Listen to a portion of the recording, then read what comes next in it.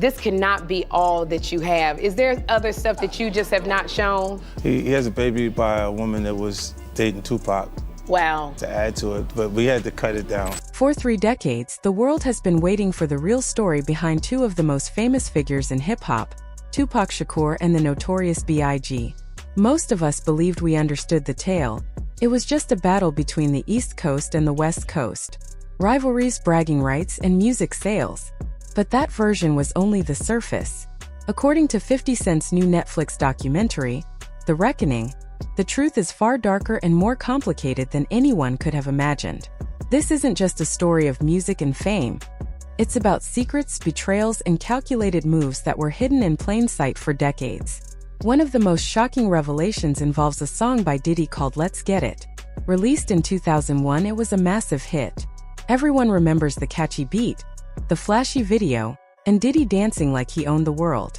But what nobody knew until recently is that 50 Cent wrote Diddy's verses for that track. Writing for other artists is common in the music industry, but the twist lies in what 50 Cent actually wrote. He claims he slipped in a confession, a hidden message that exposed Diddy's secret involvement in the violence between East and West Coast factions. Imagine sitting in a studio, writing lines for someone else, knowing the truths about their actions, and then watching them perform those words as if they were their own. That's exactly what 50 Cent says happened. In the song, Diddy raps lines that, at the time, sounded like simple bragging about fame and influence. But 50 Cent reveals that one particular line, where Diddy says he was like East Coast, West Coast, was actually an admission that he had a hand in violent events on both sides of the country. Diddy was unknowingly confessing to funding and supporting conflicts, completely unaware of the trap 50 Cent had laid. Another chilling line from the song says, "Send the cops, the DEA, and the feds to come get me." Now, decades later, with Diddy facing legal scrutiny, these words seem almost prophetic. 50 Cent calls it a subconscious confession, planted 20 years ago like a ticking time bomb. On the Sherry Shepherd show, 50 Cent laughed while describing it, proud of the strategy. He isn't just a rapper, he's a master planner, a strategist who thinks many moves ahead, often unseen by everyone else.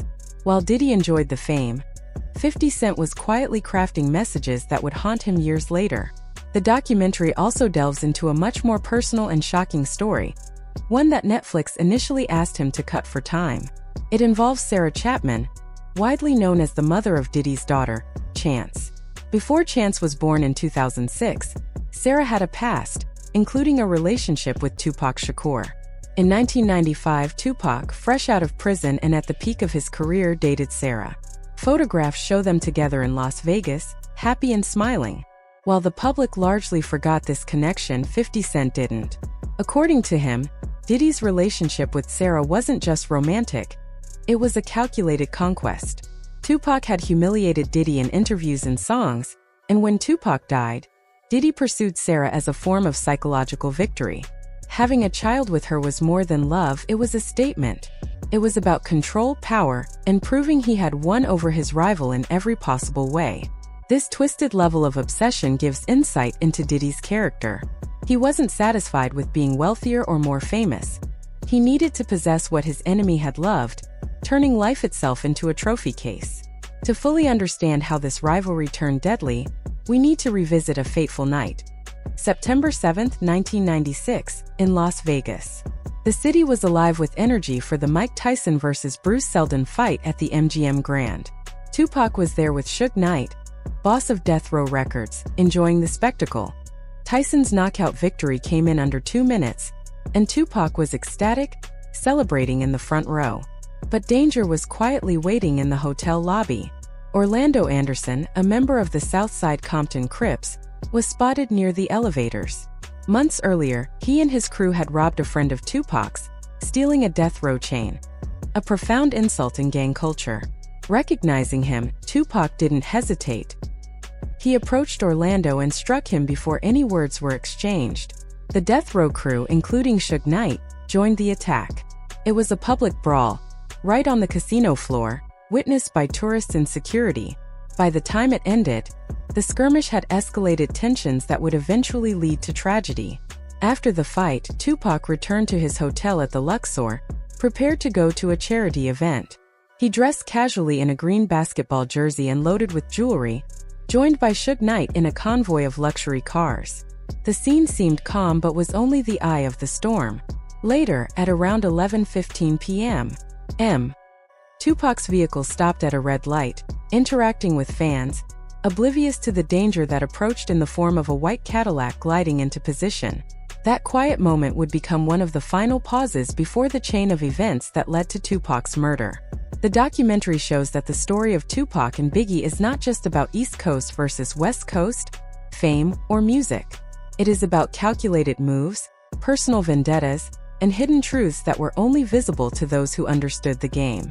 50 Cent's revelations paint a portrait of ambition, strategy, and obsession, both in the music industry and in personal relationships. Secrets buried in lyrics, relationships, and public appearances were only waiting for the right moment to surface.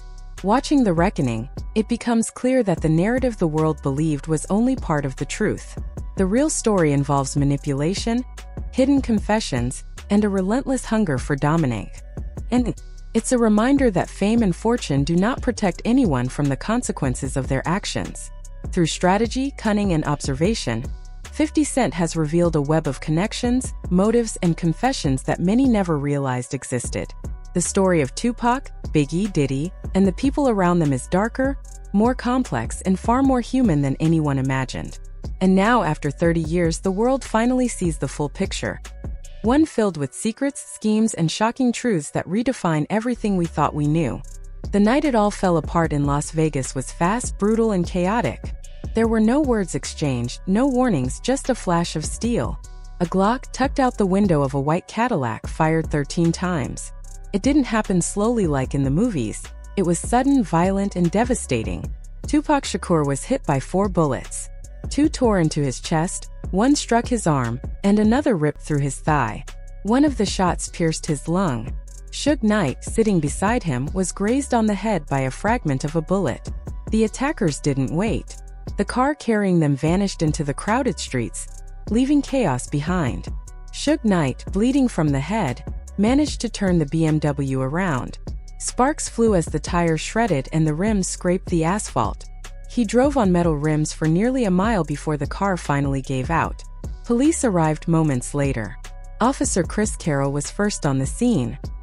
He found Tupac slumped in the seat, drenched in blood. Suge tried desperately to keep him conscious, repeatedly asking, "Who did this? Who shot you?" Tupac, struggling to breathe, locked eyes with the officer, took a shallow breath, and whispered 2 words that would become legendary. "Fuck you." Those were his final words. True to his reputation, he never revealed the shooter's identity. He died 6 days later in the hospital. For decades, the public believed Tupac's murder was gang retaliation stemming from the MGM Grand Lobby fight. But new revelations have cast the story in an entirely different light. Money, not just rivalry, was behind that Cadillac. In the passenger seat of that car sat Dwayne Davis, also known as Kef D, uncle of Orlando Anderson, the man Tupac had assaulted in the lobby. For years, Kef D was just a name tossed around in rumors, but over time he started speaking out, giving interviews and writing a book. His claims shook the foundations of everything people thought they knew about the murders. In 2023, Kef D was finally arrested for Tupac's murder. He insisted he didn't act alone and pointed directly at Diddy. According to police interviews included in 50 Cent's documentary, Kef D told a chilling story.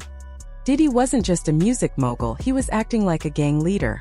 During a meeting in Anaheim, California, at the height of the East Coast-West Coast feud, Diddy allegedly told a room full of Crips that he wanted Tupac and Suge Knight taken care of.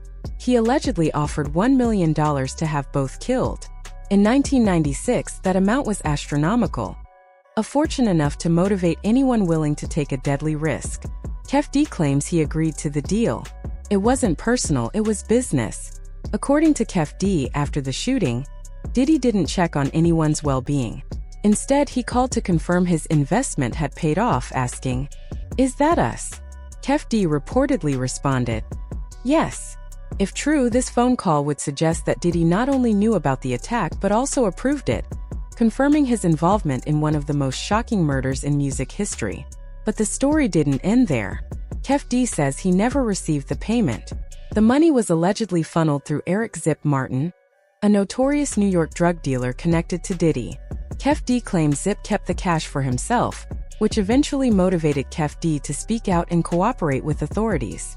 The ripple effects of Tupac's murder didn't stop in Las Vegas. 6 months later, the West Coast-East Coast feud continued in Los Angeles, this time targeting Biggie Smalls. On March 9, 1997, Biggie was in LA promoting his album Life After Death. Tensions were high. Many blamed him and Diddy for Tupac's death, and a wave of revenge was brewing. Security was tight, but danger was unavoidable. One of the key bodyguards, Gene Deal, has recently become central in investigations. He recalls the night vividly, admitting he warned Diddy not to attend a party at the Peterson Automotive Museum, hosted by Vibe magazine. Gene says the streets were buzzing with threats, but his advice went unheeded. The party itself was crowded and chaotic. Blood gang members were present, eyeing Biggie and his entourage.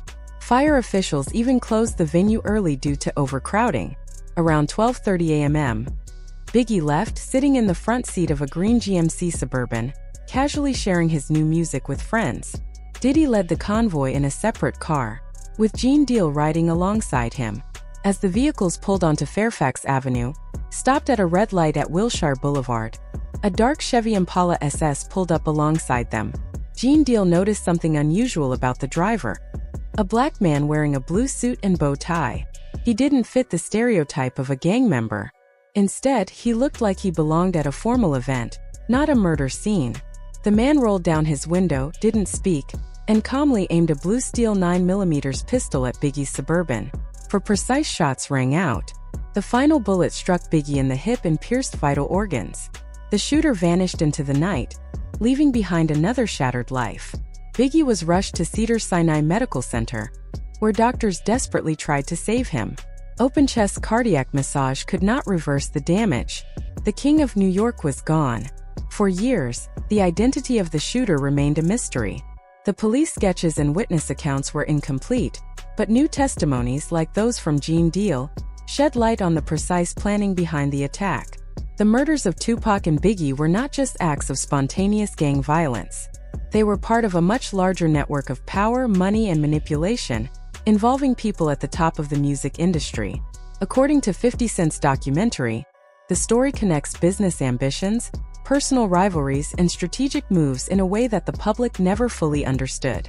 From the shootout in Las Vegas to the fatal ambush in Los Angeles, the tragic deaths of Tupac and Biggie reveal a world where music, money, and violence intersected in deadly ways. Hidden bounties, secret meetings, and long-term planning paint a portrait of greed, obsession, and control. The legendary rappers became pawns in a game played by those who sought influence beyond the studio. The reckoning exposes the secrets that were buried for decades and finally reveals the full, shocking truth behind the murders that shook the world. There are several theories about who was behind Biggie's murder. Some point to a man named Amir Muhammad, who was allegedly connected to a corrupt LAPD officer, David Mack. Others trace it back to Suge Knight. Investigators believe Suge may have ordered the hit from prison, seeking revenge for Tupac's death. The theory suggests he hired a hitman named Wardell Pucci, a member of the mob Piru Bloods. He was reportedly paid $13,000 for the job, a small amount compared to the $1 million bounty for Tupac, but the result was deadly. 50 Cent has long claimed that Diddy knows exactly who killed Biggie. In his song The Bomb, he raps, "Puffy knows who hit that." 50 Cent believes Diddy saw the shooter and stayed silent. Why would he keep quiet? Because admitting what he knew about Biggie would also reveal his involvement in Tupac's death. It's a cycle of violence and secrecy where one lie protects another. But the story doesn't stop there. 50 Cent says the Netflix documentary only scratches the surface. Some evidence is too dangerous or graphic to show on television. One notable example involves the rapper Kid Cudi. In 2012, his car exploded in his driveway after being firebombed. No one knew why for years. Recently, Diddy's ex-girlfriend, Cassie, filed a lawsuit claiming Diddy orchestrated the attack out of jealousy because she had shown interest in Kid Cudi. This mirrors the pattern with Tupac and Sarah Chapman. Diddy allegedly used violence to punish rivals over women. 50 Cent included this story to highlight that the violent behavior didn't end in the 1990s. It continued for decades. There are also the freak-off tapes, recordings allegedly made at Diddy's wild parties. 50 Cent claims some are now in the hands of federal investigators and may contain proof of abuse, drugging, and other criminal activity. According to 50 Cent, these tapes are part of why Diddy is currently behind bars. They show that his lifestyle was not just about parties or music, it was built. Even after his arrest, Diddy tried to intimidate 50 Cent. After the documentary announcement, 50 Cent says he received a package from prison. He didn't reveal the contents but called it creepy. It was a clear message. Diddy was watching even from behind bars. But instead of fear, it fueled 50 Cent further. As of December 2025, Diddy is serving a 50-month sentence for transportation for prostitution, though he was acquitted on some sex trafficking charges. Additional legal troubles, including racketeering investigations and grand jury reviews related to the murders, continue. Kef D, the hitman linked to Tupac's killing, remains in a Las Vegas jail. His trial, set for February 2026, could directly tie Diddy to the $1 million bounty. 50 Cent now positions himself as the unlikely hero. For years, people thought he was just trolling or joking on social media, but he was uncovering the truth. The new evidence connects the dots. Lyrics that served as confessions, a secret child proving obsession, eyewitnesses who saw the killers, and a hitman admitting he was hired. What began as a rivalry between rappers was actually a deadly, calculated conspiracy fueled by money and ego. For decades, Diddy hid behind fame and fortune, but now the past has finally caught up. The music has stopped and the reckoning is here.